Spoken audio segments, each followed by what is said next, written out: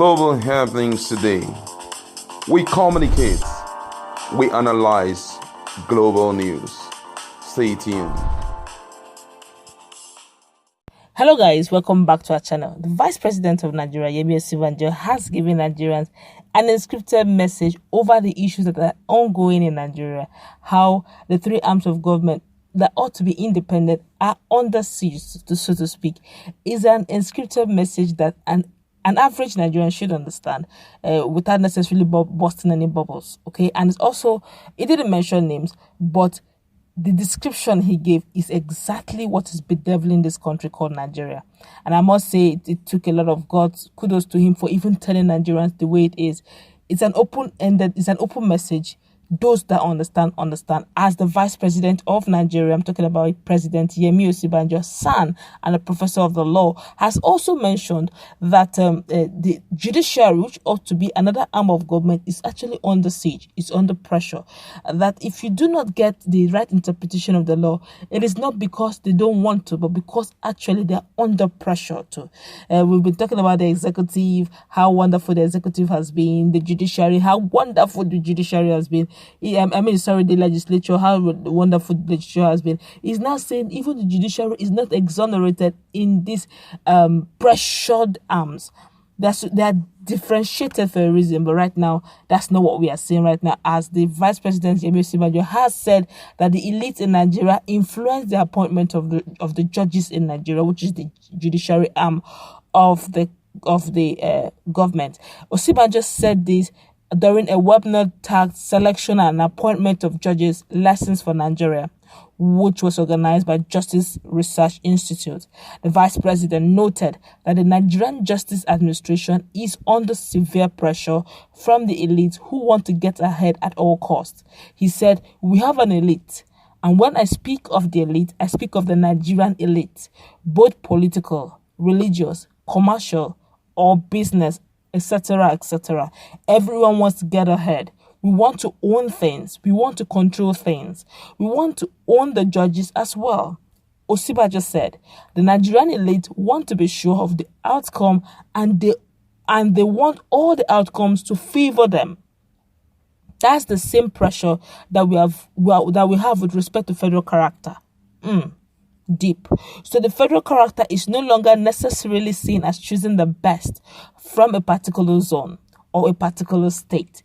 It is the interest in that state or that zone who want to further their own purposes that would want to come together to ensure that the person who is appointed is not necessarily the best, but he is the one that is the most suited to their own purposes. This is the problem that we have right now. So true, sir. So very true. The Vice President has summarized the problem of Nigeria, bedeviling the issue of square pegs and round holes, incompetence in governance in the three arms of government. He just summarized it in this whole sentence without necessarily calling names. This has been our problem. The federal character. We keep calling federal character. Look at what is going on. Interpretation of the law. You now find out that sometimes some laws, you begin to wonder. In some years back, some 2 tenors back, some 3 tenors back, during the time of probably PDP, it was not originally like this. All right, at least they will tell you the last hope of the common man is with the judiciary. At least whatever you have done with the executive, with the legislature, but at least the judiciary will always help the common man. But it's not so anymore now, because even the judiciary now is now under siege. So the common man does not have any more hope. If the last hope of the common man is the judiciary and it's now under siege and it's now under pressure, then that means the common man have no hope except the Lord intervenes. But let's continue. Let's understand where he is coming from. He said he also, however, emphasized that there must be an honest conversation among the legal profession, the judiciary, the executive, and the legislature, and of course, and the elite, on why it is important to appoint the best judicial officers. Well, let's continue. He added that if we leave it to the system that is going on at the moment, we are clearly headed in the wrong direction, because interest, whether private, political, or group, influences how judges are appointed. He just summarized Nigerians' problem. And the way we are headed, even when they leave office, they are not secured. All right, that means when something happens to you, you go to court. If the court doesn't like your face, if the court is the boy of the big man that's offended you by law, actually, the constitution of the law, by interpretation, he actually has done you evil, done you wrong. And you go to court. And the court here, and the judges can be bought, or is the boy of this businessman, or this big man, or this political elite. What do you expect? The law will be, the interpretation of the law will not favor you.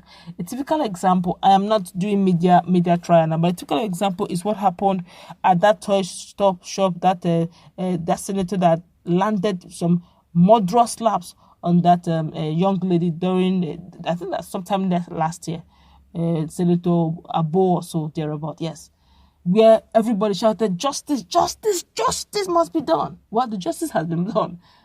It was not a no case issue. It was declared, in fact, it was not a case. He was declared free. It was not an issue. Now you now ask the question, based on even the video evidence that went viral, that Nigerians screamed justice must be done, they should take him to court and all that. He's still a senator, and that's what we're having. And that's one of the typical examples of many myriads that will come up, many that has been coming up, and many myriads that will still come up tomorrow. Nigeria is heading for an anarchy, though wearing the cloth of democracy. Anarchy that can't be controlled. Anarchy that is empowered by that constitution. Constitution that is there, but the anarchy is now empowering them to go to practice democracy as cloth, even though it's actually tyranny. And he's already winning Nigerians based on what he's saying. But I don't know how we're going to look at, but let's quickly look at this, see the pulse of Nigerians over what he has said concerning this matter very quickly. This one here is saying that he's indeed an intelligent man. Looking at what he has said, he sounds reasonable. He looks like a good presidential material, but sometimes looks can be deceptive. This one here is saying our vice president is just too intelligent. The truth is that the judiciary system in Nigeria is for the highest bidder. The elite control everything and they never leave anything to chance. Even when Buhari tried to restore sanity by going after the corrupt judges, the elite manipulated the often ignorant citizens and used them to ensure that corruption in the system continues. That's why you see courts of equal jurisdiction giving conflicting judgment over the same case. It's all about cash and political interest. So very true, my brother. Very, very true. You see, it's true. Giving the same court, giving different judgments over the matter. This one here is saying he has proven to be a good presidential material. That's he's talking about Vice President Yemi Osinbajo. He said, but if Tinubu can support him, then he's unstoppable. But for now, he should remain focused and not get distracted. 2023 is still very far. Well, for the little we know that from grapevine, we know that we heard that Tinubu is actually gunning for the presidency come 2023. So I don't see him supporting Yemi Osinbajo, except of course the tables are turned. This one here is saying this is no news. Everything in Nigeria is influenced, and what we need is a change, not telling us what we already know. But that's also true. How do we go about it? But then, don't forget that he's the vice president. There's actually a limit to what he can do. There's a limitation to his office, okay? There's some jurisdictions also, but I guess he's just trying to tell Nigerians that this is the situation, okay? But looking at just a glimpse of when the president was not on duty, he was on duty, I saw a man who could take action. This is my personal opinion. I saw a man who could take actions. I saw a man who took actions. But immediately, that was taken away. He was calmed. He became very calm. One wouldn't have an idea what is going on. Cabal can be very strong, But then he just stylishly telling Nigerians that this is what we have. This one here is saying that means you are too dull to just knowing the elite control the judicial system. That's rather insulting. But let's continue though. Secondly, is the baseless article supposed to move anyone? You are in power. Change it. How does telling us make any effect? Or has it previously made any effect? All these propaganda articles from Osinbajo trying to endure people to think he would be the right one. He and his cohort are in government today. If he cannot effect the change now, I don't think he can ever effect change that warrants him being elevated. This is the test phase, like all like other politicians whom have been tested with either governorship, senatorial, ministerial, and so on, and have proven their worth, which has enabled us sieve out wheat from chaff.